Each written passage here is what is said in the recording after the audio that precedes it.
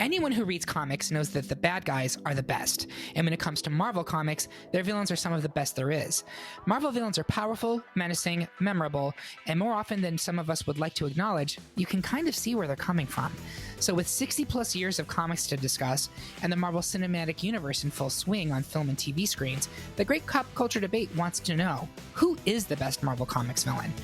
Please don't mind that I'm covered in a sticky substance. I assure you, it's just my symbiote. I'm your host, Eric Resniak. Please welcome my evil henchman for this episode. He isn't the Mad Titan. He's just the disappointed in you Titan. It's Brendan Hay. Eric, I'm doing your podcast for the same reason I do everything, to impress the love of my life, Death. Oh, does Lady Death listen to this podcast? That actually explains a lot. Next, she's not a queen nor a monster. She's the goddess of death. Move over, Hella. It's Kara Austin. What were you the god of again, Eric Resniak? Let me bend over and I'll show you. But I've been meaning to tell you, Kara, love your taste in hats. And finally, he has a wicked tongue like Toad. It's Kevin Dillon. The better to... No, Eric, too easy, low-hanging fruit. I'm just going to leave it right there with my tongue. You love low-hanging fruit, Kevin. And also, like Toad, he recently spent several months in a variety of deep holes.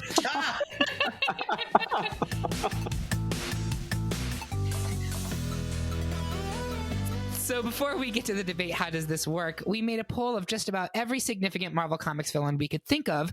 Roughly 25 people took the poll. We tallied their votes, ranked the picks by popularity, and added them to a bracket. Now we argue about it and insult each other, all for your amusement. Want to play along at home? You can. Head to greatpopculturedebate.com and go to polls and brackets. There you'll find the downloadable listener brackets for this and every episode of our little show. Do your picks match up with ours? Do you think we're being mind controlled by the Purple Man? Let us know by dropping a comment on this episode at our website or by yelling at us on Twitter, Instagram, and Facebook. And lastly, if you're curious about how we went for the top 32 down to the Sweet 16, become a Patreon supporter of our podcast.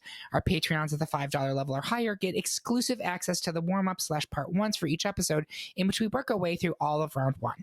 It's like a whole bonus episode for each topic and includes arguments you will not hear anywhere else. And it's only one of our great Patreon perks, so consider supporting us on Patreon today. And with all of that out of the way, let's leave our secret layers and kick off these debates. First up, it's another unanimous decision in favor of ultimate number 1 seed Dr. Doom, who crushed 5 seed Red Skull under his armored boot. And that, kids, is why you should stay in evil medical school. It pays long-term dividends. Also, don't be afraid to kick a Nazi. Absolutely. We are pro punching Nazis. Boot stomp every Nazi. Amen. Always. That is Always. the message to take away from this. Next, 2 seed Kingpin is currently set to win the election over 3 seed Mysterio. Kevin, why does crime keep paying for Kingpin? Kara, dazzle us with your argument for Mysterio. I'm going to have Kevin go first. Kingpin is Trump. And that's the easiest argument I can Period. Best villain is- and scene. Yeah. And done. No, I mean, the thing about Kingpin is he's a megalomaniac who is power hungry, he's a lot stronger than Trump, I'll say that. But that's from the weight training, and he doesn't eat McDonald's for every meal. No, He has an really actual like- class. He actually understands how to spend his money, sure. Exactly. I mean, here's the thing. Kingpin... So here's the thing about villains in Marvel Comics. A lot of the times, villains are more often than not relegated to one nemesis, right? Like, you have your X-villains, your Avengers villains, and there are a few who kind of overlap. Kingpin is a villain to everyone. And I think that's what makes him super interesting. He's one of Daredevil's greatest villains. He's one of Spider-Man's greatest villains. And honestly, he terrorizes New York City on a daily basis. So any hero based in New York City, he's your villain. And I think what makes Kingpin truly terrifying is money. Like money and power. And honestly, he is probably could be considered, if he didn't have that, like a street level, like one of those superior foes of Spider-Man, but he has that, and he has the smarts to kind of outwit people, which ultimately, again, makes him very dangerous. You know, again, one of those things that I talked about, he has transcended runs for both Daredevil and Spider-Man, and I think he has been an incredible villain to both. Like, again, one of their strongest. I believe Kingpin, I talked about this in our round one, but Doc Ock, I believe, was either a founding member or the founder of the Sinister Six. Kingpin has also been behind that group. And again, he's also been behind, terrorizing Daredevil and New York City. But really simply put, again, I'm going to go back to this. Kingpin is Trump, and now he is the mayor of New York City and doing some pretty shitty things in the current run, but yet still in power as a mayor. And I think what his villainy shows is how the average everyday human can just be as much of a villain as a person who conquers and devours worlds, just in a different way. And I think that's why Kingpin is one of the greatest Marvel villains because of that. And one of the most interesting as well. Honestly, there is a dynamism that, again, I hate to bring up Trump over and over again, that Trump wishes he had. Like, Kingpin is entertaining. He's funny. Yes. He's charismatic. He's someone who, I don't know that you don't want to root for him, but what makes him interesting is his intelligence and his ability to carry out a plan and to sometimes win. Again, he is the mayor of New York City right now. So in my opinion, that's a villain winning. He is, I guess he's our current Eric Adams, if you will. I will also say this. And honestly, I'd rather have Kingpin as the mayor than Eric Adams. Speak on it, yeah. A couple other differentiating factors from Trump. He can wear an ascot brilliantly. True. Yes. Oh, so good. And it was mentioned briefly that he's way more intelligent. Way more intelligent. Yes. Because he uses that to his advantage. Yes, and very large hands. I do want to pass it over to who's doing Mysterio. Is it Kara? Kara's doing Mysterio. So imagine the most annoying drama geek in high school. Give them ridiculous powers. That is the heart of Mysterio. Like, I'm right here, Kara. That fishbowl off your head, Eric. We have work to do. I mean, that's the drive. It's,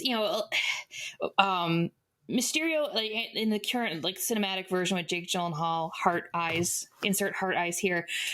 What you see a lot of that is like the breadth of his power as far as how impressive it can be, because it's all these illusions and it takes over entire cityscapes in Europe. But what you don't see in that you do see in the cinema or in the comic universe is that he doesn't he's not always go big or go home. It's whatever I can do to fuck with somebody to get my way and break them as a human being, I'm gonna do. Because I'm like, it's been the overarching, immersive illusions, but he also was senior abuse. Like, he took over a nursing home. They had it coming, Kara. Milked the people out of their money. It's just, Villain's got a villain. He's got a villain. How can you afford all those special effects? Exactly. I mean, and we've talked about the Sinister Six. He's one of the founding members. Like, Doc Ock knocked on his door. Maybe it was Slim Pickens back then. But got in there, and we in the Patreon version, I alluded to a little bit. It is by no means a good arc, but it is just like one of those arcs of because Daredevil is one of my favorites that I read, the Kevin Smith Guardian Devil series, and it just stood out to me as such a fucked up thing to do, and that's why Mysterio always, when I think of good, terrifying, it's not good Marvel villains, terrifying Marvel villains, is that he impersonates Karen Page's doctor to convince her that she has AIDS and that the baby that has fallen into Matt Murdock's care is the reason she has AIDS. And it's not like there's a reason, he's like, oh, this baby did something to you. It's just like, well, that baby is the Antichrist and that's why you have AIDS. And it's just like, that is beyond fucked up. I remember rereading that, wait, what? Let's try. What? Why? How did this happen? And I think that's the core of Mysterio, is that he's doing it to gain power, he's been run out of Hollywood, but he wasn't successful. He wants to gain success. He wants to impress people. He needs an audience. He needs attention. Drama kid. And he will do it. He's going to do it in whatever way gets him all of those things, especially attention. He would like people to notice that he's doing it, to be seen as powerful, to be seen as menacing, and to dismantle someone from the inside out in the process. This is a very good argument. I have to say, when I first looked at this matchup, I thought it was a pretty open and shut case, but I think you've done a very good job advocating for Mysterio here. Brendan, I'm curious for your take. Where are you on this? Well, no, I think it actually is a wonderful take because, I work in Hollywood. There's nothing scarier than the drama kid who just always wants attention. So that, again, very, very compelling argument. That said, I'm Kingpin through and through. To me, he's one of the most compelling and tragic villains also in Marvel because he has amassed so much and kind of ruined everyone else's life around him in the process. I always think it's funny. I think the Trump comparisons are all there, but the one he always reminds me of also in other media is Tony Soprano. It's Kingpin's Marvel's answer to Tony Soprano. Good comparison. So it's like he's super compelling. You don't really sympathize or even definitely not root for him. Don't even barely sympathize, but you always are fascinated by how his mind works, how he does what he does. And one of the metrics we talked about in the Patreon episode about Bring Here, he has been super successful across all of his appearances of pulling off what he sets out to do. And it's been very consistent. Mm-hmm. Yeah. I guess the other good comparison would be Succession. Yeah, absolutely. Oh my God, yeah. And he's translated to other media as well. Because I mean, Vincent D'Onofrio and the Spider-Verse, I think it was Liv Schreiber versions, also super terrifying and intense villains. So yeah, Kingpin. Yeah, and even when he does fail, he's like the tub thumping of Marvel villains. Like he gets knocked down, but he's getting up again. Like you can never count out the Kingpin. Yeah. So I think that is 3 for Kingpin, 1 for Mysterio. Kingpin advances to round 3. Next up, 1 seed Loki currently has the majority of the votes over 4 seed Baron Zemo. I will speak on Loki. Brendan, storm Avengers Mansion and conquer for Zemo. I'm going to have Brendan go first. Absolutely. So again, for me, one of my kind of ways of viewing Zemo is, and I don't think he hasn't always been actually portrayed this way, but he's a little bit of the Lex Luthor of the Marvel universe. Of he's the villain who will recruit all the other villains to do what he wants them to do. I've always found that really fascinating about him. And so it's like he's charismatic enough to pull it off. And again, he also has pulled a lot of it off, whether it was Avengers Under Siege or Thunderbolts, or he's got a long legacy of like really pulling off his always very evil schemes. He's not a guy who there's like, oh, there's some sympathetic motives. Like, no, he is selfish as all. He is ultimately greedy and power hungry and is just going to do whatever it takes to get there and involve as many people to be his pawns as possible. And I think both across comics and movies, he's done that pretty well. He also knows how to pull off purple and ermine better than almost anybody. And white fur. Yeah, seriously. It's a look. And he's really serving it up. Thank you for that. So for Loki, while he was not the ultimate number 1 seed in our poll, I think he's probably the most popular character on the list overall. Ever since Hiddleston portrayed him in that first Thor movie, he's been like the swooniest of all the Marvel villains. Mm-hmm. And he became a charming rogue, and he even got his own spin-off show. So I think you can argue that, does he necessarily qualify as a villain? I mean, up until, I don't know, probably Thor 2, where he became more of kind of like comedic relief, Loki is canonically always a villain. He's a trickster. He's charismatic, but he's not bad, right? He's literally just drawn that way. This is what he's chaotic. He's chaotic. Yeah. You can't stay mad at him or her or that alligator, whichever Loki version you're talking about, because this is what Loki does. And Loki has been responsible for a great many important story arcs in Marvel. Loki is the reason we have the Avengers both in the films and in the comics. He's the original one, and he's been involved in the formation of multiple other Avengers teams in addition to the original one. So you could make the argument that Loki is less a villain and more again, an agent of chaos, but also a required component in the Marvel universe to get things started. He's like a catalyst. Mm-hmm. But I don't know. I would say as a villain, he hasn't had a ton of super successful gambits. That's one of my rubrics, is like, what have they succeeded in? And Loki hasn't generally had long-term success pretty much anywhere. Even if he does win, he loses pretty quickly. What were you going to say? I'm going to say, like, but sometimes you think you know what his goal is, and maybe that's not the goal. It's just the chaos along the way. That's true. That is true. Maybe it was the real treasure was the chaos along the way. Exactly. That's my basic gist for Loki. I will put it up to votes. Kara, where are you? I'm sticking with Loki. And Kevin. This is tough because I think in your conversation piece, Eric, you talked about the MCU version of Loki a good bit, and I think what has happened to Loki, this is the both blessing and curse of the MCU, right? Someone who is often deemed a villain becomes a fan favorite. I chalk it up to Mystique a little bit too, although luckily the X movies did not ruin that character, especially with Jennifer Lawrence, who I think is terrible as Mystique. Sorry. But I don't blame her. I blame the writing, because you've got someone who's so darn likable in the role.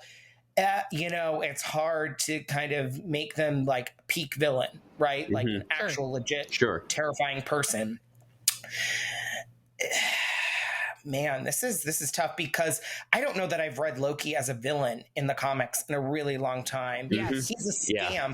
He's a scamp in Young Avengers. Like but they're all scamps. He's a shit stirrer. They're all shit stirrers, though. That's the thing. Loki and that's what makes it even harder. Yeah, Loki is a messy bitch who lives for drama. I will tell you, the last time I can remember Loki being a legit villain was when Loki was a woman, and it was the lead up to Siege. And first of all, Loki as a woman was fierce AF. Amazing. As gay as they come, and I was aroused by that depiction. She was serving, Your Honor, and I need to see that version come back. So that's the last time. But the other thing is in the far future, in the King Thor mini that like wraps up Aaron's thing, like Loki is fully crazy, and he's like old school original Loki, and he's just out of his mind trying to kill Thor. That's what I say there. Brendan, you were going to say something before I rudely cut you off. Oh no, all good. I think I'm going to switch to Baron Zemo, and the reason I'm going to do that because I think at the end of the day, Baron Zemo is a legit villain. Like he is a bad guy, and he really there's no ifs, ands, or buts about that. He's a bad guy, and he formed the Masters of Evil. Exactly.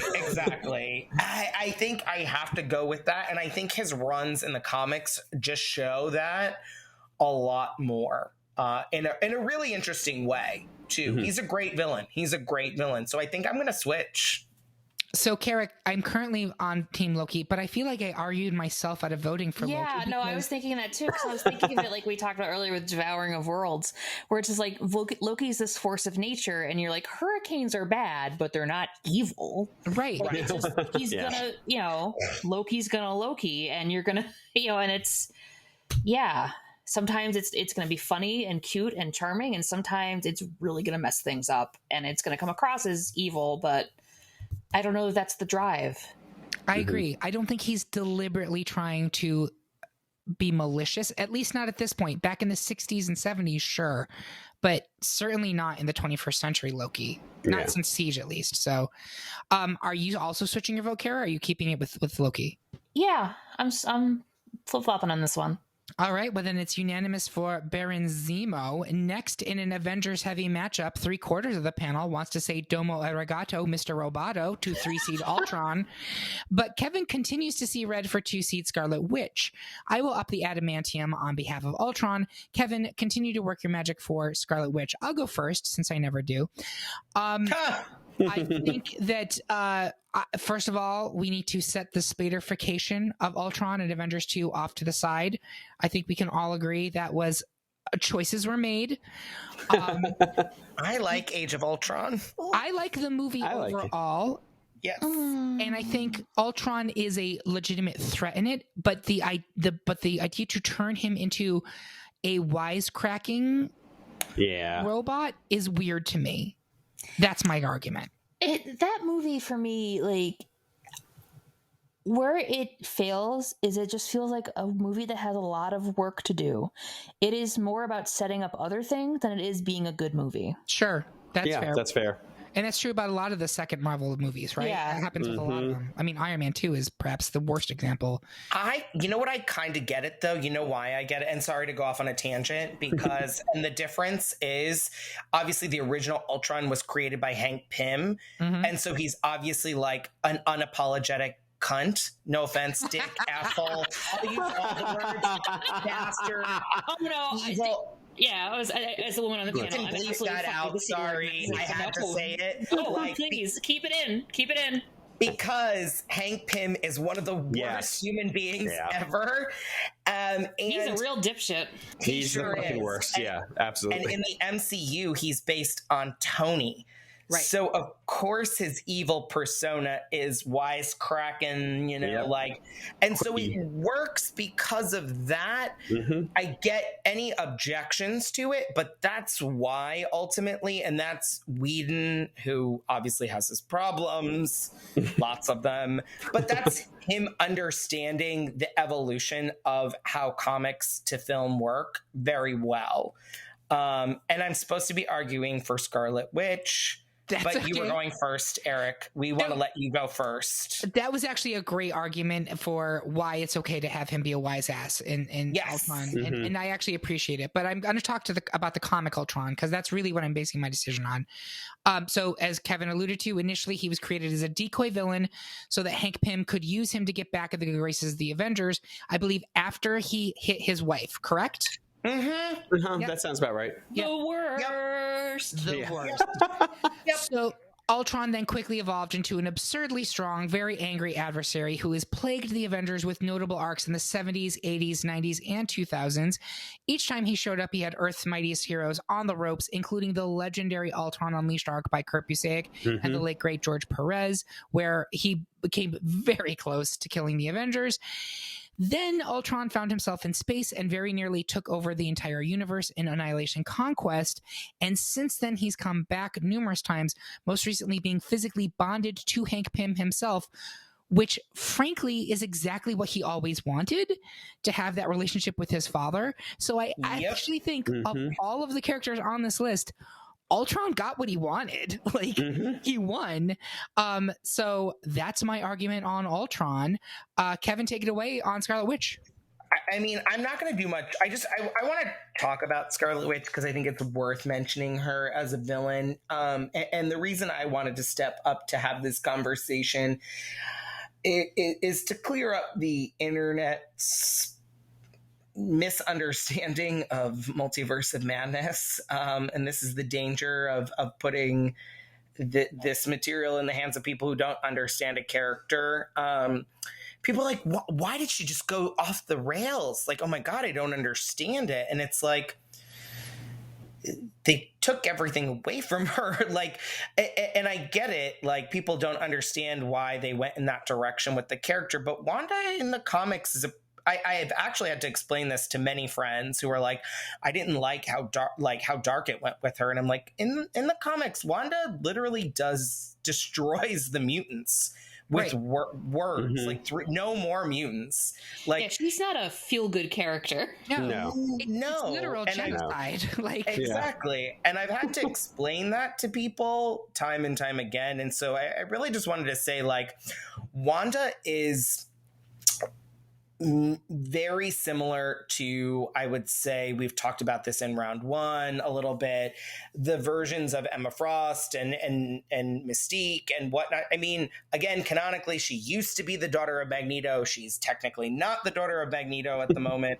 That'll probably come back. Again, we talked about that in round one, but she's a complex female character in the Marvel comics who is honestly more often a villain a lot of the times and is causing destruction, murdering Avengers. She murdered Hawkeye and Vision and who else, Eric? Ant-Man. She killed And Scott Ant-Man. Lang. She fully killed Yeah. him. Yeah, I mean, she's not a legitimate always hero. And I get why people found an affinity to her. She was, I think, the first complex, well-written female MCU character.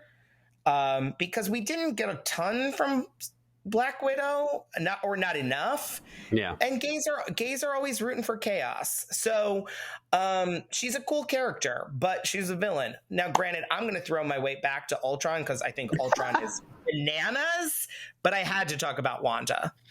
I was Go just ahead, jumping in Kara. for just a quick second with that, and we touched on it a little, like in the first round.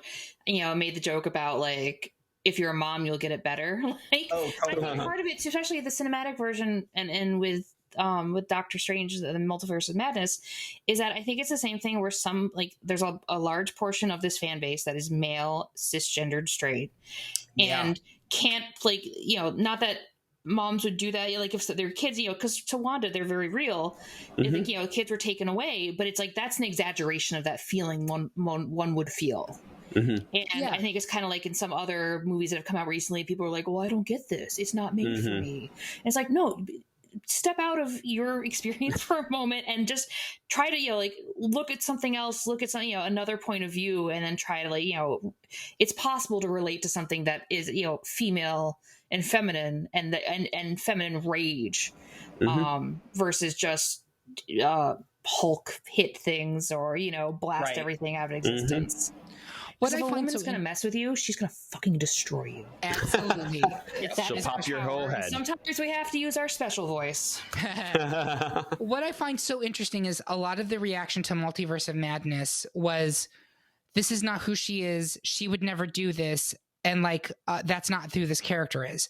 And what's funny to me is I distinctly remember as a comic reader back when Avengers Disassembled came out in early 2000s, where Wanda snaps because she's reminded that she had children. She'd literally been mind wiped. And when she was reminded because the Wasp made some dumb offhand comment and like literally it reminds her in that moment, oh my God, I had kids. She snaps and just starts murdering her teammates.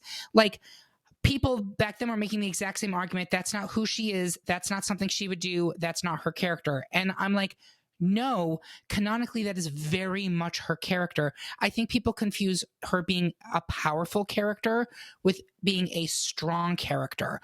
I think she's a very complicated character and a really nuanced character, but she is highly susceptible to outside influences, which makes her actually even more interesting to me because she has this tremendous power and yet she has really very little control over it. A couple of bad days and Wanda Maximoff can wipe a country off the planet. You know what I mean? So this idea that it's, quote, not her, or the other thing I heard was like, well, it completely undid all of the progress that we made in WandaVision. I was like, I don't know what WandaVision you watched, but the end of that show deliberately shows her like being disassociated from her body, focused in the Darkhold. She's clearly being manipulated by the Darkhold, even there in that last scene. I don't get how you're not understanding how you connect those dots. So correct. That's my soapbox on Wanda. I believe, Kara, are you voting for Wanda or are you voting for Ultron here? I'm put up against Ultron. I'm voting for Ultron. And Brendan. Yeah. Exact same thing Cara just said that. I think you've made every good argument for why Scarlet Witch is and should indeed be considered a villain, but Ultron is Ultron. Yep. Ultron is Ultron. And Kevin, you're also Ultron? I'm back to Ultron, baby. Back to Ultron. All right. In a Many Foes of Spider-Man showdown, it currently looks like 1-seed Dr. Octopus is set to advance over 5-seed Venom. I don't believe anyone is voting for Venom here, correct, Brendan? No. Kara? Dr. Octopus. Kevin? Doc Ock, baby. Okay, so I will just say this on Venom, and this is one of those things where in the 80s, Venom was terrifying when he was first introduced. Like those early 300s issues of Amazing with Michelin and McFarlane, they made him a very real threat to Peter. And had Marvel not decided to turn him into an anti-hero, I think he'd be going much deeper into this bracket. Carnage got bounced in round one, and my thought then was like, Carnage was existed to take the villain role from Venom. And I think ultimately it weakened Venom for sure. I just don't find him an interesting character anymore. Like, he doesn't make sense to me as a character. Agreed. He's successful because he has movies, but like as a character, I can't tell you what Venom is for or against, honestly, at this point. No offense to you.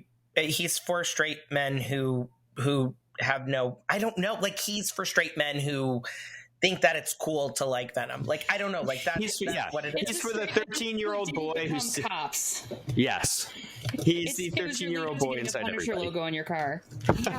If you were a little more like art school version of the guy who would be a cop, then it was like, I'll just get the Venom like across my back windshield instead.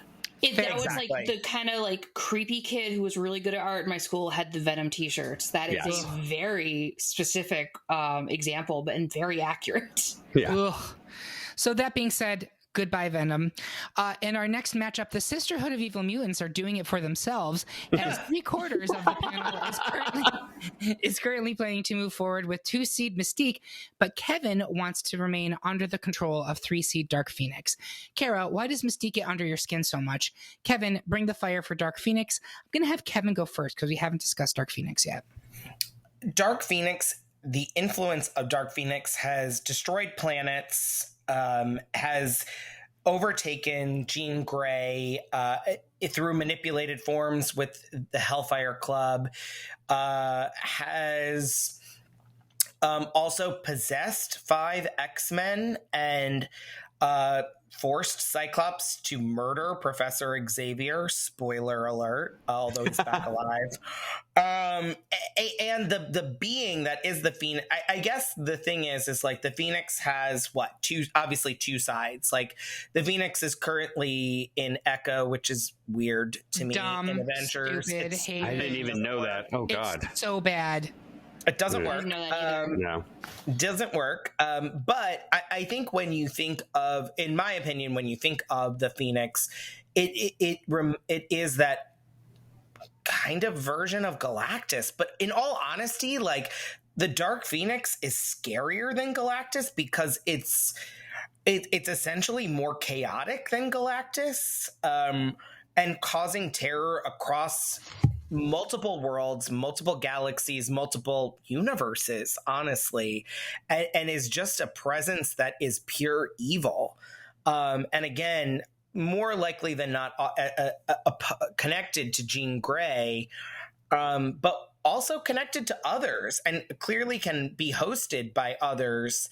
Again, with the 5 mutants who the Dark Phoenix hosted were Cyclops, Magik, Emma Frost, Namor, and Magneto. Colossus. Okay. And again was the overarching story, and that was Avengers versus X-Men, right? Yeah. Yep. Yeah, which was terrible, but still terrifying because again, they can bring about the destruction of worlds and planets. And for me, that trumps the Mystique of it all, although I do think Mystique is still a great villain, and I can be swayed here, but I think destroying the planet is pretty goddamn scary. So here's where I will interject before I let Kara talk about Mystique. When I was looking at Dark Phoenix, I was specifically considering red and gold Jean Grey version. Okay. That's why I was curious. Yeah. Yeah, not looking at Phoenix overall as an entity personally. Okay, And that's fair. Your mileage may vary, and someone else will be like, no, I'm looking at Phoenix as an inclusive entity, because I do think, I mean, the actual like intricacies over what did Jean do, what did the Phoenix do are still a little bit muddy. But the Phoenix as an entity surely did anything involving the Phoenix, right? Like the Phoenix, there's one Phoenix. There's not more than one Phoenix. Yeah. Right. So for me in my decision making, I'll just make this very clear. I was looking at the character that appears after Jean Grey, quote unquote, dies in the space shuttle, is submerged in the Hudson Bay. Yeah, till becomes an 137. X-Man, and then gets quote unquote killed. Yes, that's just the way I look at it. Okay, Yeah, Kara, that being said, I couldn't look at it that way. That's just fine. because it expands the history, but that was me. sure, and it's unclear, so that's entirely relevant. Kara, what's your argument for Mystique? Mystique is another character who we talked about in round 1, who there's no holds barred. She has a mission that she's going to do, and I would say her way to get in and get it what she wants is so subversive and so. Again, I think sometimes, like, you know, villains are bad in ways that they destroy things physically, and she can destroy things physically. Don't let me say that she's not physically destructive, but that she uses her ability shapeshift to manipulate people and to do it without them knowing. It's, you know, there's a saying, like, you know, one of the creepiest saying is like a stranger wearing a mask that looks like your friend, you know, that where something's just a little bit off, but there's nothing off when she shapeshifts. There's nothing to clue you in, you know, or very little to clue you in that it's not the person you thought it was. And, you know, it can be someone you're passing on the street, but it can also be like the person you're in a relationship with or someone you trust, and to break that kind, to break into that and to take advantage of that to get to your end goal. And then also, like, we're going to reuse the phrase, do that. And also, like, while you're in there, like, while I'm in this person, I'm really going to fuck around a bit, like, and leave a mess for the person for the actual person that she's, taken over the identity of, like the ultimate identity theft, and just leaving chaos in her wake. So she has that streak of cruelty to her. You don't know if she's involved, you don't know who to trust. You don't know, how long this is going on, or like, who you're talking to. And I feel like that kind of like, and for her, there's no qualms about this. She's never like, oh, was that, like with Emma Frost, there was kind of a moral code. There's no moral code. Nope. It's fun for her, to have this level of cruelty in that. And like, she's such a bitch to her kids, which I love. Like, Yeah. She kills. She goes back or goes forward in time to kill one. No, back in time. She's killed, I was gonna say, at least 2, I think, at this point. Yeah. No, she just doesn't. Opposite of Scarlet Witch. Terrible. Yes. Yeah. Well, it goes back to it. She will get what she wants, and she's gonna have some fun and just like really leave a trail of pain behind her. Because she's someone who has experienced so much pain that part of her dealing with that is, I'm going to exact that on other people who I blame for this. Agreed. Yeah. Bren, where are you on this one? I'm with Mystique. One, I think it's funny. It's like, so far, Mystique hasn't technically destroyed the world, but I do give her credit for the whole horrible future for mutants way back in Days of Future Past. So I'm like, she's gotten pretty close. And I feel like every X-Men story, I feel like there's always that possibility. If she's there, it's like, this could end with Mystique like being the one who pulls the final backstabbing, underhanded move that like just kills everyone. Like, she has that kind of possibility. Also, because I viewed Dark Phoenix the same way as you, partially because I hated that Avengers versus X-Men book, but also I viewed it that way, really just like the version that we got in Uncanny way back when. And to me, she is absolutely a villain, but we're also still kind of seeing more of a hero on their worst day, like every possible terrible thing. So it's like she was absolutely a villain for every one of her actions, but she was also still Jean, at least in my head, a little bit. So Mystique. And Mystique too also had the thing, like, if you're reading an issue with her in it and you're like, okay, I see where this is going, this is kind of wrapped up, and then you get to that, you turn the page, it's the last panel, and it's like, oh no, fuck, that person was Mystique. Exactly. Like, we're just getting started. Yeah, it's very true. Every time the Phoenix is involved, chaos ensues, but I'll give it to y'all. It's fine. I don't agree, per se, about your interpretation of the Dark Phoenix being only the like 1970s interpretation of Dark Phoenix, but that's the way y'all read it. We need to have an asterisk. We need to for some of these. Yeah. We probably should have specified, because I don't think that is just. I don't think that Dark Phoenix is just Dark Phoenix from that comic. Oh, I totally get your point. I think your point is completely valid. It just hadn't been in my like pre-show judgment. What I'm saying is, we have invalidated this whole episode. Yes. Let's just scrap it. Let's just start over. Done. We're done. Wrap it up. Annihilate it like the broccoli people on that planet. I do wonder, like, if we do look at Phoenix more broadly, has the Phoenix done anything as awful on panel that she did in that 1970 story? Has she murdering Xavier? But did she cause Cyclops to do that? Because Cyclops was already pretty crazy at that point. Like, he was fully bugging. I have a potential one. Of Phoenix inhabits your brain and causes you to like push you over the edge. I have a question. Can we blame the Phoenix Force for making Hollywood twice try to adapt it and just crash and burn the franchise? Yes, I think we can. And from that perspective, I actually almost give it to Phoenix. Exactly. No, I'm tempted now. Mystique it is. I will also say this about Mystique. And actually, if it is going to advance, I'll save my argument to the next round. So Mystique it is. Next up, it looks like another unanimous victory for 1-seed Magneto, this time over 4-seed Galactus. He can devour worlds, but not our hearts. Mm. And finally, in round 2, the majority of the panel is currently picking 2-seed Thanos over 3-seed Norman Osborn. Kara, tell us why we're just mad about Thanos. Kevin, launch a secret invasion in support of Norman. I'll have Kara go first. Thanos, well, I think is most dangerous about Thanos and what makes him such a compelling villain for me is not only the, like, and a lot of these villains are have this drive to, like, you know, I'm going to get to, I have a goal, I have this thing I'm going to do, and it's all I can think about. And Thanos is the one who I feel like it never occurs to him that he is wrong. Like, it's that is banished. It's like he's making these judgments for, you know, in some cases, the entire cosmos. And it's not like he doesn't see it as his opinion. It's just, this is fact. And if you are against him, you just don't understand. And he doesn't care that you don't understand because he's doing this for your own good. And that kind of like placate or like that idea of being above everything else, and that, you know, that this kind of like faux guardian energy to him, where, you know, he believes he's being what's the word I'm looking for? I mean, he thinks he's actually being like a father figure. Yeah, like a father figure. He's being. I can't even blame COVID brain. Parochial? Is that what you're thinking? Benevolent.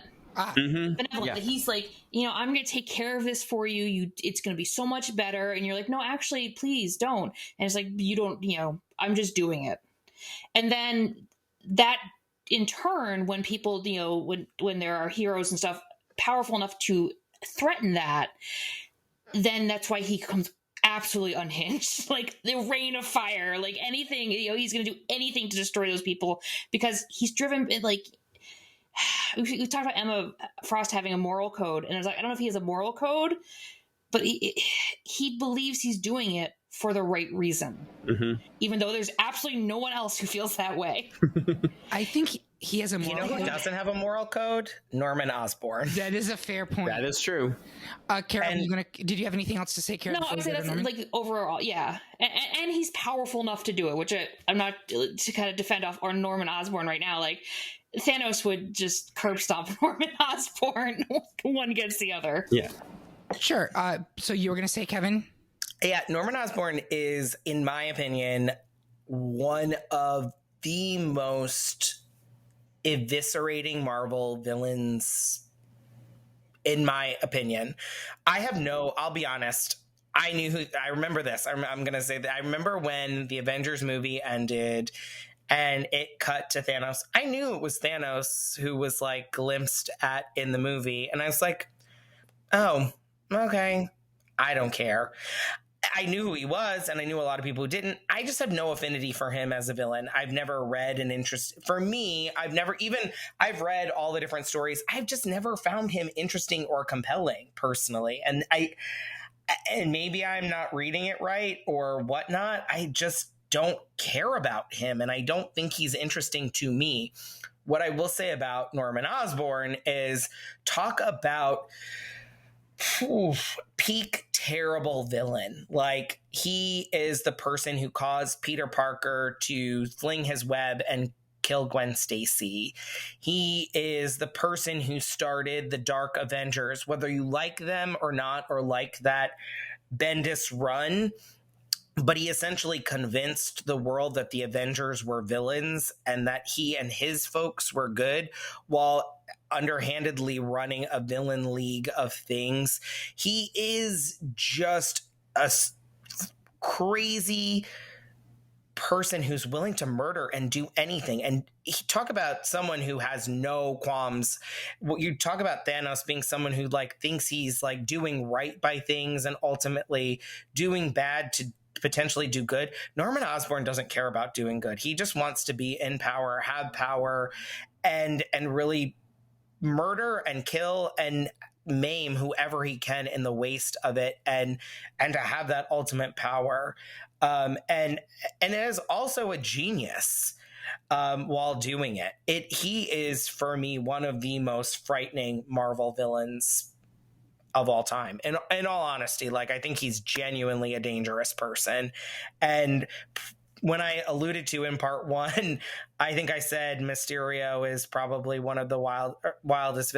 Green Goblin, I think, is Spider-Man's arch nemesis. Sure. Whatever form he takes, whether it's Norman, Harry, whoever, and I think what makes him scary is he then again transcends to other teams, the Avengers, etc., and it just wants power and to take over.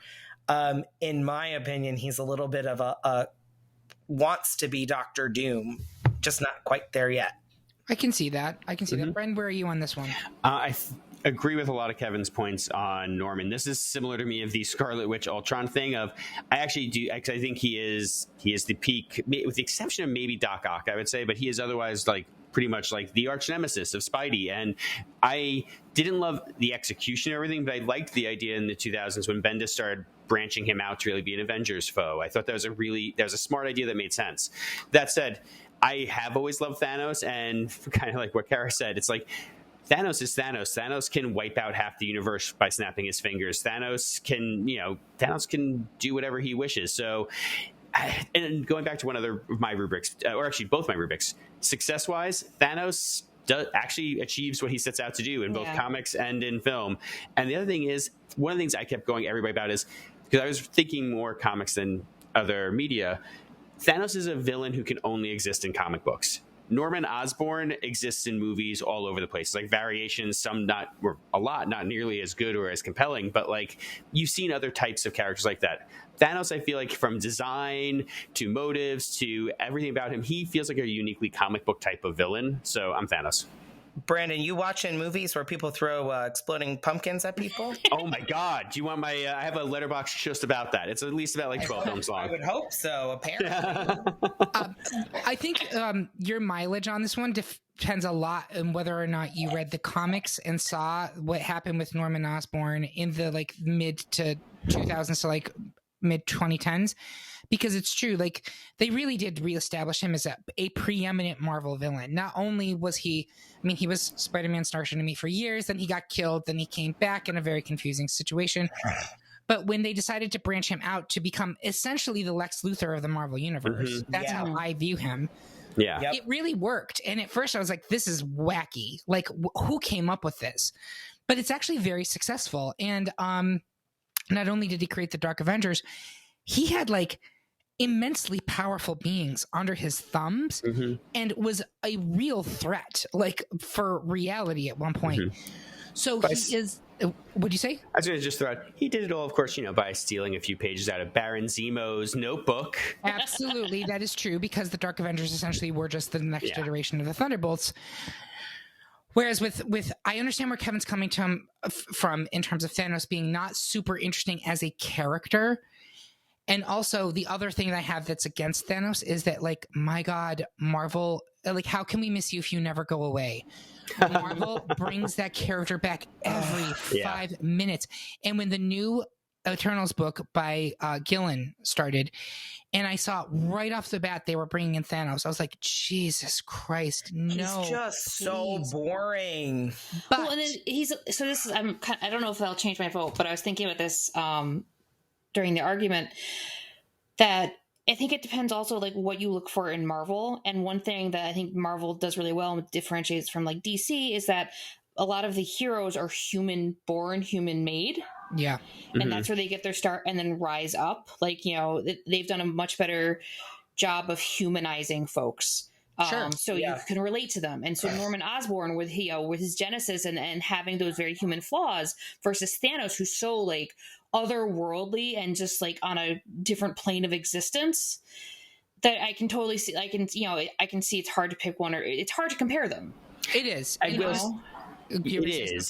Sorry, I just want to jump in. I will say, for me, Thanos is one of the most successful otherworldly characters. And again, I'm coming from a place of finding him interesting, so everyone's mileage may vary. Yeah. But he is, to me, Marvel has a lot of characters who, to me, fall in the kind of Magneto or Killmonger realm of this guy kind of has a valid point, but is going about it horribly wrong.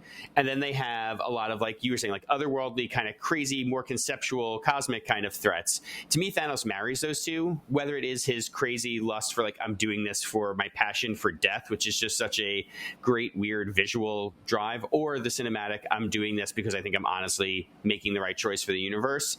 I feel like it is like, oh, there's some kind of like interesting, you believe in yourself, but you're wrong, kind of like what you said originally, Kara, of like marrying that, a human motivation with a cosmic image and power.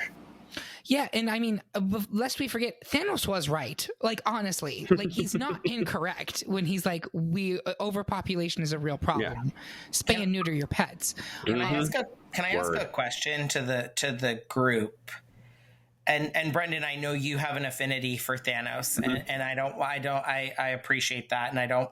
But like most people, even comic fans, before Thanos entered the MCU, didn't really talk about Thanos. Like he wasn't, at least in my comic circles, like, even though he did and was part of a lot of big stories, you know, like they talked about what happened in those stories, not necessarily Thanos himself. In my opinion, I was going to say I can speak from my comic book circles. Gauntlet. Yeah, Infinity Gauntlet was, I was going to say, the big one, because I feel like maybe it was just a generational thing. I worked at a comic shop a few years after that came out, so Infinity Gauntlet was always raised. I think there absolutely has been a diminishing returns on Thanos, because like Eric said, he's been overused.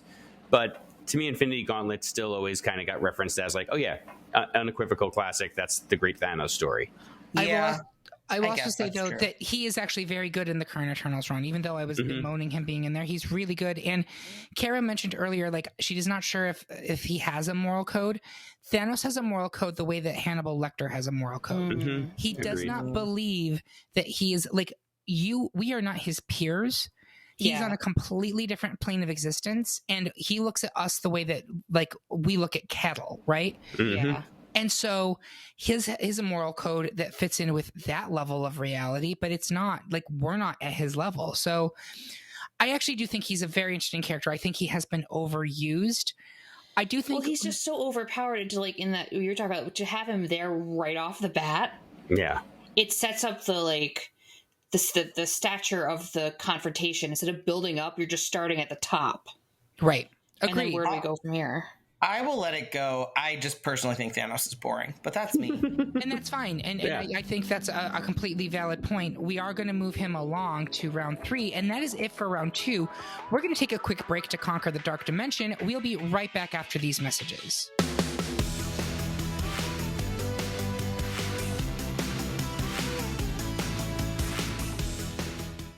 And we're back for round 3 of our Best Marvel Villain debate. During the break, one of our panelists was secretly replaced by the immensely powerful cosmic avatar of her birth. Let's see if anyone notices. But before that, I want to ask my panel, how can people find you on social media? Brendan? I am on Twitter at B_Hey. And can I do my quick plug here? You sure can. Excellent. Next year in 2023, the series I'm currently EPing, Gremlins Secrets of the Mogwai, will be on HBO Max.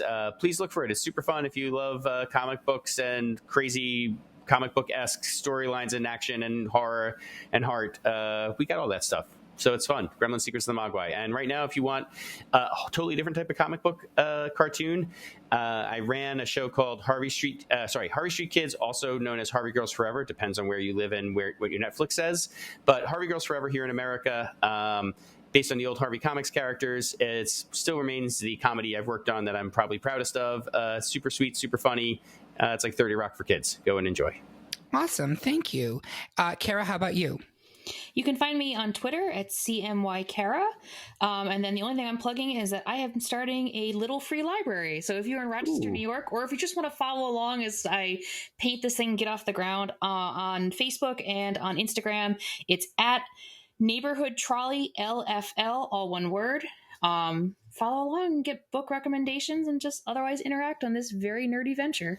I love that. Are you going to put comic books in there? Oh, absolutely. Yay. Absolutely. Perfect. Because reading is what? Fundamental. Thank you. Kevin, how about you? You can find me on Twitter at @ETKevinsMind. I tweet. If you follow me, you might get some likes of pictures that do appear on OnlyFans. So enjoy. Enjoy indeed. And you can find me at Eric Resniak on Twitter and Instagram, or just message the @Great Pop Culture Debate account on Insta, or at culture_debate on Twitter. We also have, God help us, added TikTok. So follow @Great Pop Culture Debate on there for our hot takes on music, TV, and film. Now let's move on to round 3 before the Beyonder teleports us all to Battle Worlds. I'd like to take a step back and look at our Elite 8 just to see how it ended up. We have Doctor Doom versus Kingpin, Baron Zemo versus Ultron, Dr. Octopus versus Mystique, Magneto versus Thanos. I think it's a pretty solid Elite 8, I gotta say. Yeah. I'm not mad about that at all. I can go through and figure out like which villains have the most, or which like franchises have the most representation. It's pretty well spread out. Well, yeah. There's Spider-Man, there's FF, Avengers, X-Men. Yeah. It's good. It's the big dogs. Yeah. All right, let's go to the all male. I'm noticing though. Mystique. Oh, I thought I was looking at the wrong thing. Never mind. I mean, she could be a male depending on what day she's. Yes. That's true. Right. Producer, take that out. Never mind. No, you're fine. Let's go. Doctor Doom versus Kingpin. We're gonna go around the horn. I'm gonna start with Brandon. Okay, I think I'm going to probably lose this, but I'm going Kingpin. I love Doom is great also, but this is partially one of those. Doom. It's funny. My biggest knock on Doom is I'm always would rather see like a What We Do in the Shadows take on his life than him as a villain. Oh my I God. find him inherently compelling, but I want to know more of just like his daily life. Like I'm fascinated by the details about him more than ever his evil plots. Whereas, as I said earlier, to me, Kingpin is Marvel Universe's Tony Soprano. That would be hilarious. Can that be your next project? From your mouth to Marvel's ears.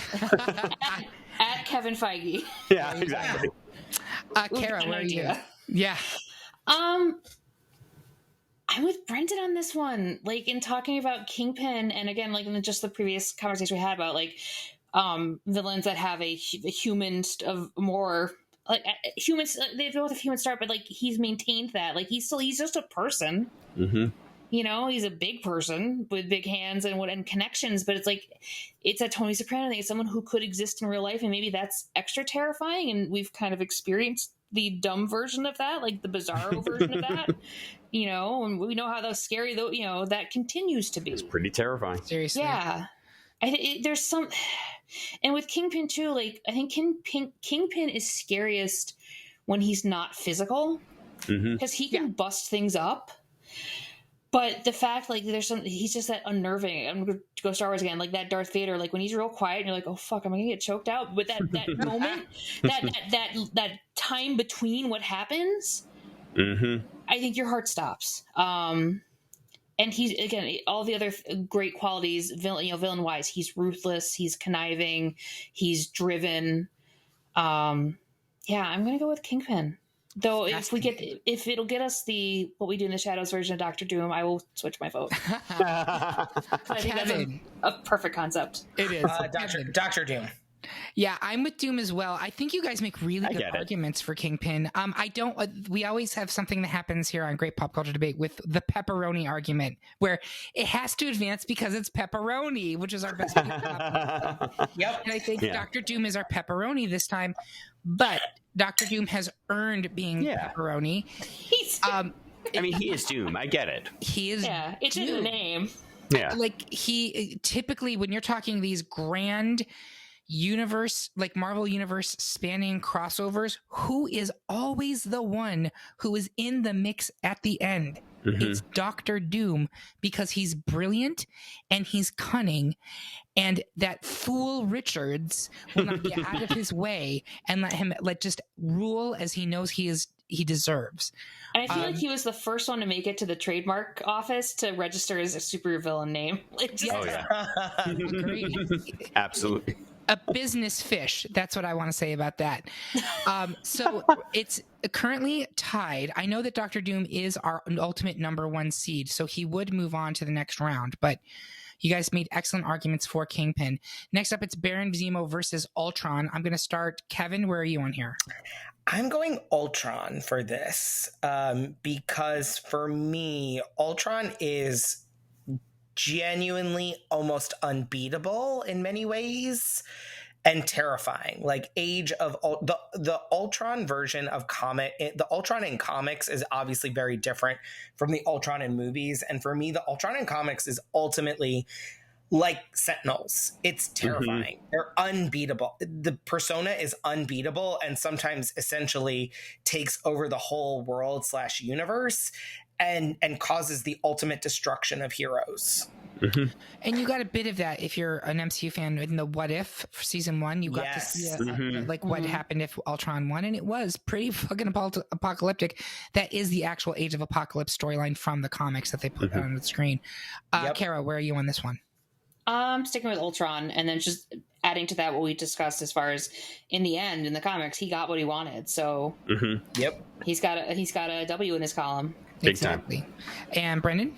Yeah, I mean, I know I've been the Baron Zemo stan, and I am the Baron Zemo stan, but I'm Ultron on this. Again, he's got the wins. He's genuinely unsettling. Agreed. I'm also going to go for Ultron, so we're making it unanimous. Next up, Dr. Octopus versus Mystique. I'm going to start in the middle with Kara. Where are you on this one? Oh, this one's hard. And after I called you out when I didn't realize Mystique made it, I feel like I have to vote. No, I'm just kidding. I have to move her forward. This one's tough because Mystique is more conniving, I think. Again, it's that whole like identity theft, like you don't know who you're dealing with, versus Dr. Octopus, who's not at all like, he's not trying to make you think he's anything other than what he is. But what he is and his drive is terrifying in its own right. But this is hard. It's hard when it's the two you've been stumping for all along the path. Yep. You can't make me choose between my two babies. I can. Because I too am a super Throw them out with the bathwater. Yeah. Drown the sun in the East River, Ugh. Yeah, right. You know what? I am going to stick with Mystique. Okay. Only because I think what she can do is far more unsettling. And again, it's like with the Kingpin thing, that whole like that quiet where you don't know what's going to happen. And I think that villains who operate in the shadows are very terrifying. Like to be in, to be on the street when Doc Ock is fighting Spider-Man would be like traumatic. Yeah. But Mystique, when she gets you, it's a personal trauma. Like it's targeted. Sure. Yeah. That's a great point. Really unsettling. That's a great point. Kevin, where are you on this one? I'm going to go Doc Ock. Okay. Bren? I'm going Mystique. I basically I actually am totally in favor of both. I think they both deserve to be here, but I would want to read. I'm more excited to read a Mystique story because you have no clue where it's going, and I think that's one of the thrilling, terrifying aspects of her. Mm-hmm. It's a good point. Here's one of the things that if again, your mileage will vary if you don't read the comics, because one of the things we've been talking about with Mystique is the terror of identity theft. One of Doc Ock's now absolutely defining story arcs is the Superior Spider-Man run. Very true. I was just going to bring it up. That's where true. Doc Ock, and I won't go into how it happened, but actually takes over the body of Peter Parker, and for I want to say it went on for several years. Like it was a long time. Yeah, longer than you think. Like at least 2 years of the comics. Yeah, like and was literally everyone thought that he was Peter Parker in the comics for like a long time. He was on the Avengers, Doc Ock as Peter Parker. And he was successful, and he did things that Peter, like after the fact, was like, I could have done this and I never did this. And like someone else in my body has achieved he started this incredibly successful company. He maximized Spider-Man's powers in a way that like Peter could never. And like, it was not done out of malice. It was done because Doc Ock was dying, and it was like a last bit gambit to keep him alive. And he succeeded. And it was really compelling storytelling. I know it's divisive in a lot of ways, but like, I thought it was very good and revitalized both Doc Ock as a character and Spider-Man. I think it was very successful. Yeah, that's a fair point. I think it's unsettling, but I think it's also like he was driven by like, a very human fear of your own mortality. Sure. Versus Mystique's, who's like, I'm just gonna fuck with you. Yeah, that's not always I'm gonna but that's take not the always briefcase Mystique. off the desk I need, but I'm gonna really mess with you. Like I'm gonna, if I'm in the body of your spouse, I'm gonna say something I know is hurtful on the way out, and then cause chaos in my wake. You were saying something, Kevin, about how that's not always Mystique? It's not always. I mean, it's not always Mystique. Mystique is a good guy sometimes. Yeah. Is a good guy. Doc Ock is rarely a good person. What I find interesting about Mystique, and we haven't touched upon, is her relationships with both Rogue and with Destiny are very humanizing for her. Mhm. Like, we talked about how That's much she true. hates her actual children, but her Adopted. lesbian life partner and her adopted child, like, she is fiercely protective of That's both true. of them, which I think is actually, like I said, it's very humanizing for her in a way that Doc Ock lacks that humanizing. He did have, I feel like, did his daughter become a Dr. Octopus at some point? I can't remember. There was a female Doc Ock at some point, I feel like in the late 90s, but I don't remember the Agreed. exact thing. Agreed. Can I do a little aside that's kind of funny, Yes, at least to of me? course. Is that so? A lot in the kids, one of the kids' versions of Spider-Man right now, like the Spidey friends. Oh, yeah. Doc Ock they gender swapped, and so that is all my kid has been exposed to. So then when he watched a trailer for like the current Spider-Man movies, he's like, "That's not right." I was like, "What do you mean?" He goes, "Doc Ock isn't a guy." So we're making progress here in little bits. Yeah. And in Yeah. the Spider-Verse films, In Spider-Verse, Doc Ock he's seen is that also too. a woman. Yep. Yeah. Voiced by Catherine Hahn. I mean, come Oh, on. that's Yeah. right. That's right. Yeah. So I think it's currently 2 for Doc Ock, 2 for Mystique, correct? Yeah. Doc Ock is a 1 seed, Mystique is a 2 seed. It I'm will okay lead with us. that. Yeah, I am too. I was on the fence Yeah. of changing my vote anyway, so you guys made enough of a compelling argument with superior foes. It does lead us to a sausage fest, but I will say one other thing. It does give us a Spider-Man foe in the final 4, which I think is important. It's a sausage and tentacle fest. Exactly. Now, that sounds like Good money for Surf and that. turf, if you will. Yeah. Now, if you guys want to if you want to hear the rest of the episode, you need to go to our OnlyFans. Exactly. There's some hentai shit. All right. Last up, it's Magneto versus Thanos. I'm going to start with Bren. Okay, these are like probably, well, again, with Kingpin on the other side, these are probably my 3 favorite villains in the Marvel universe. Any other day, I mean, I could go Magneto. The fact that he keeps his hair looking that good alone under his helmet, totally a vote in his corner. Give us your secrets, Magneto, because if I wear a hat, it's a day-long commitment. Amen. 100%. But because what I love about Magneto is he's the villain any of us can become. It's like if we just keep, so like I love that on him.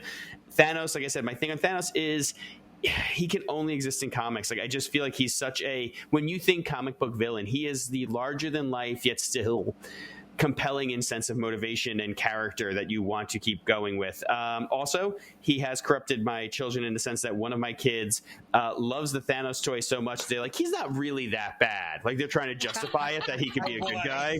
So Thanos does corrupt the children in ways Magneto maybe does not. That said, it's funny. I have Thanos going, but now I'm almost tempting myself more towards Magneto because Kingpin's out, right? It's Doom on the other side. Is out, correct? Yeah, we do need an X villain. You know what? I am going to flop it. I'm going to flop. I was Thanos on my little pre-thing. I'm going Magneto. All right, Kara. Magneto. One thing, or in comparison to Thanos, where Magneto really excels, is that Thanos is often, especially like Infinity Gauntlet and stuff, like on his own because he's above it. You know, like you said, he's exists on a different plane of existence where he's the alpha figure and everyone else is bugs. But Magneto sees brethren in the other mutants and is incredibly good at getting people to follow him, and there's a strength in that. Mm-hmm. And Magneto also, because his argument, for everything he does, is basically like, given the opportunity, humanity will just destroy anything that's different. And where's the lie? Exactly. Yeah, no, he ain't wrong. He's not wrong, and what makes him a villain, he's instead of some other. Yes, that's true. And instead of like a hero who will fight to stop that, he's going to use the same, has the same, willing to go to the same lengths that the enemies are, or his enemies are, like the Nazis. he's like, well, we'll just get rid of them all. Like we'll get them first. Yeah. And that's where his and so it's driven by an idea to protect, kind of like Emma Frost, but it's not just the goal to protect, it's protect and eliminate the threat in the future. And I think that's given his personal background of being Absolutely. a Holocaust survivor has forged him in a way that, like, Emma got bullied in private school. It's not the same thing. No. Right. I'm not trying to put the one is like. Oh no! I agree. Yeah, no, not at all. I agree. I'm just like, but that's why I think he is utterly ruthless. Is he sees what happens when you let these people get the upper hand, and he's like, we do not give them the chance. So no, if we don't fuck around with that. Like, get ready, you don't need to, or if you stay ready, you don't need to get ready. And if you see every person who's not a mutant as a ticking time bomb. To Nazism, or to destroying, who you are, then you're gonna, try to douse that flame as quickly as you can. For sure, Kevin. I have a feeling you're voting for Thanos here.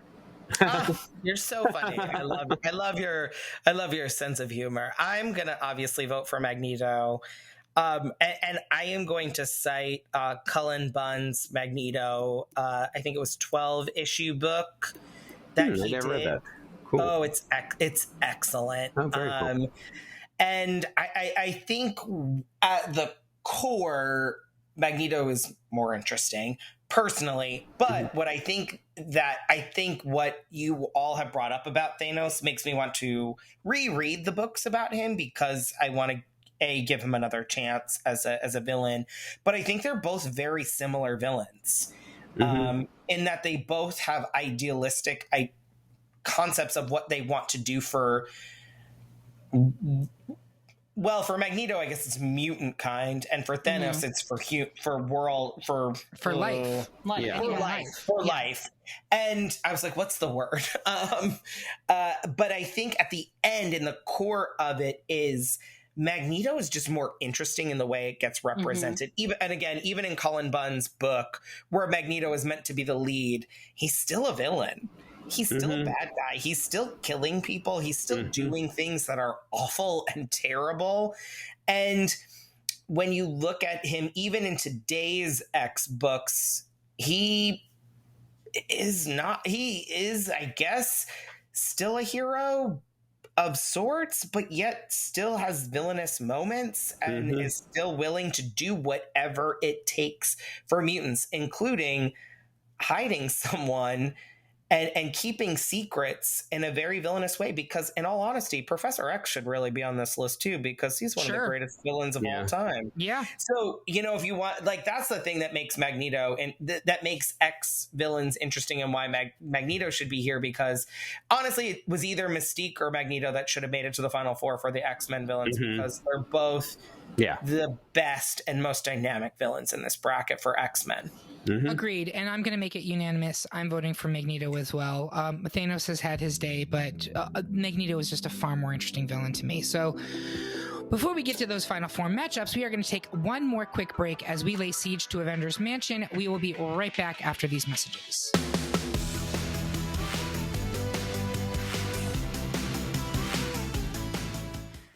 All right, we are back with our final four in our best Marvel villain debate. It is Doctor Doom versus Ultron, Doc Ock versus Magneto. I'm going to start with so many doctors. Their parents must be very proud. I was going to say, oh my God, it's a doxa. Exactly.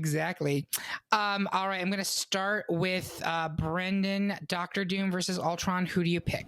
Ultron as unsettling original bitchy Terminator over again. Doom, I like Doom more as supporting character, he always makes the evil choice, but I most enjoy Doom not as a villain, oddly enough. So Ultron.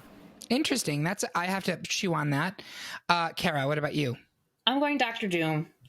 Because I think when you think Marvel villain, he comes to he's in the top three, depending on where you entered the Marvel universe via movies or comics. But everybody knows Doctor Doom. Sure. Great point. Kevin? I'm going with Doctor Doom. I think what makes Doctor Doom interesting is he's always scheming, plotting, doing something. There's always an ulterior motive. He's always got something he wants to achieve, and it ultimately is something that is more likely than not bad. He also is the king of a country and is essentially, although his countrymen, I guess, tend to like him. I've read the most recent run. I read the Zdarsky Human Torch and Thing run, which I thought was super interesting. But his role in that and his role with the Fantastic Four and the entire Marvel universe is honestly just peak villain. He is a master manipulator. I'm going Doom. I find him. I'm also going Doom. I understand where you're coming from, Kevin. Brendan, because Ultron is just this force of annihilation, right? Yeah. And he's just unyielding, which is cool and terrifying. But I think as a character, I find Doom more interesting because ultimately, like, here is a guy who has made an entire career out of yanking the weave of his college colleague who he blames for having a pizza face. But like, he's taken this motivation to like become like the leading technologist of our age, also like in the running for Sorcerer Supreme, the king of an entire kingdom that he's held for decades. He has like Doom bots, like an array of, like, every time like there's a story you don't like, well, that wasn't actually Doom. It was a Doom bot. That is actually my biggest vote against him, is the Doombot thing, because it has been used so much as their like just eraser. That said, everything you're saying is totally true about Doom, and I do want to call it my favorite Doom story, during the Mark Waid run, where Doom turns to magic instead to get like just incredibly cruel revenge on the Fantastic Four. Absolutely fantastic, and that does go to like, no, he is genuinely a villain and evil. So no, I'll stand by my vote, but no ill will towards a man who has only ill will. I do like that idea of like, wait, what's your guys' beef again? Yeah. He interrupted me and my thing blew up in my face. Like, you couldn't figure out a way around that? Yeah. Like, in real time. You invested a lot of time and energy into this. Let it go. All right, that means Dr. Doom advances to the final two, and another Doctor, Octopus, is up against Magneto. In an actual fight, this would be over pretty quick, but I want to start with Kevin. It's true. Who's first? Who succeeds? Do you go with me? Yeah, sorry. Oh, this is tough because I have neither of these two. I think I'm going to go with Magneto, just because it ultimately is very I guess my purpose will end up being similar to Dr. Doom, ideological, and I think he is the person who has the most interesting stories written about him as a villain. And I'm going Magneto. Okay, Kara? I'm going with Magneto. I think he's the more interesting of the two, and I think there's something incredibly interesting. We've talked about the backstory. That could have easily been the backstory for a hero origin, and to have that twist where that's a good point. He kind of flexes back and like he's doing the right thing, but in the completely wrong way, and going beyond where he like a buffalo charge and can't stop. Like, it's going to win out everything. But I think that for me, one of the most interesting things about him is that for a lazier writer, that would be the hero origin story.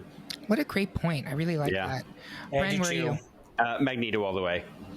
Yeah, it's a clean sweep for Magneto for me over here. So, Dr. Doom versus Magneto, final two. I think this is the correct final two, personally. I think those are the characters I think are the most interesting Marvel villains. Yeah. I'm going to start in the middle of the pack with Kara. Who should win? I'm going to stick with Magneto. Again, what more interesting of the two, and again, like, it sounds goofy now, but like the genesis of that beef, like, Magneto was ultimately wronged in this, right. And again, to have that, we all agree what happened was terrible and awful and just unimaginably destructive to not just one person being Magneto, but our entire society. And to have that be what propels him forward on this path makes him far more interesting to me than Doctor Doom. And that that he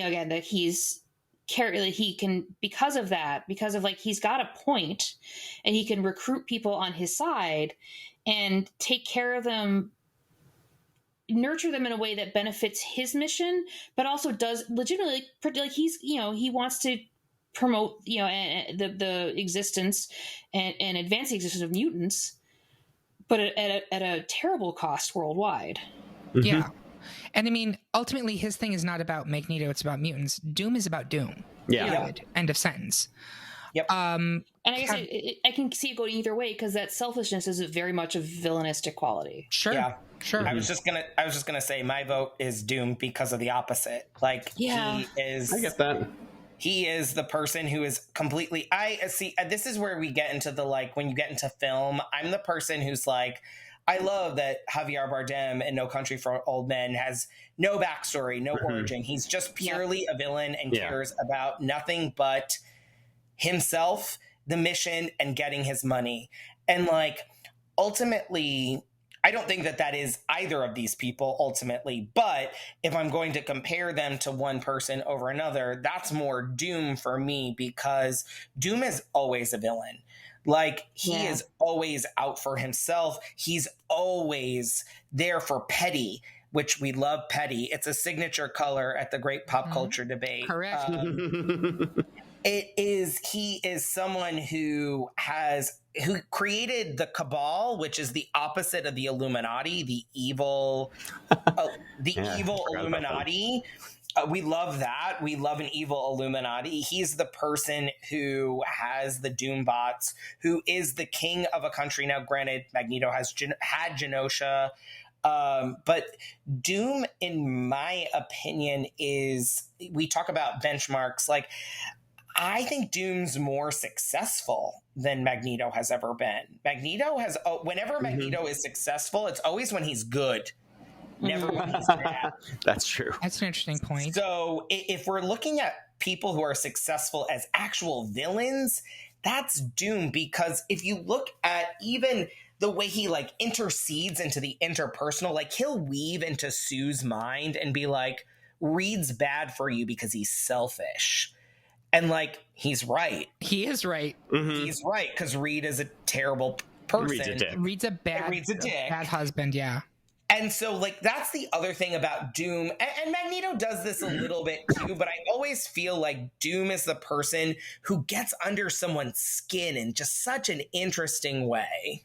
And in the arc that Brandon was talking about, where he takes up magic, was literally under skin, because I believe his armor was made of people's skins. Yes. It was. Yeah. Yes, it was. I think I want to change my vote, and I want to say this. I think Magneto is the better character. Yes. But that Doom is a better villain. That was exactly for what my argument was going to be when it gets to me, because as I've been listening to Kevin, and actually from your argument also, I started realizing the inverse of that. I'm like, I like Magneto better. I'd rather read a Magneto comic. But if we're talking the better villain, it's Doom. Yep. Yeah, and I think this is, and we kind of crystallized this at the end here. There's a difference between better villain and better character. And I think Magneto wins the better, more interesting character. Doom wins the more interesting villain. We haven't even talked about the fact that I think 2 out of 4 Secret Wars, because one of them we don't count. That's the Bendis one that had nothing. Although actually Doom was the bad guy in that one too. Yes, he was. In fact, 3 out of 4. The second one was the Beyonder, which we don't talk about.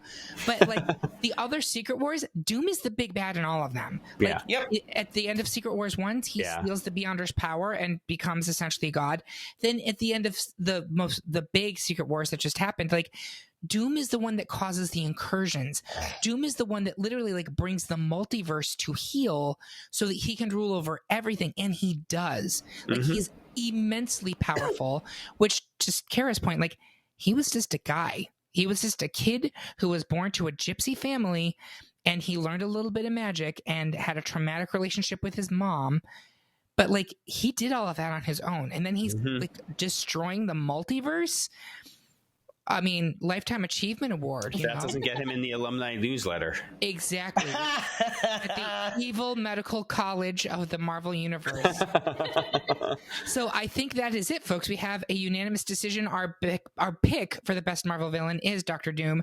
Do you agree? Do you think that we're bigger fools than that moron Reed Richards? Tell us how you really feel by leaving a comment on this episode at greatpopculturedebate.com or find us on Instagram, Twitter, Facebook, or YouTube. While you're there, make sure you subscribe and follow the podcast so you can hear about what new debates are coming soon, vote in open polls, and even decide which topics we tackle next. I want to say thank you to my panel. Let's all team up and finally rid ourselves of that webbed man as Spider-Man. And thank you for listening. If you loved what you heard, please consider supporting us on Patreon, where you can get even more exclusive content, and you get all episodes a whole day early. We hope that you have a good one, and remember, everyone is entitled to their wrong opinion.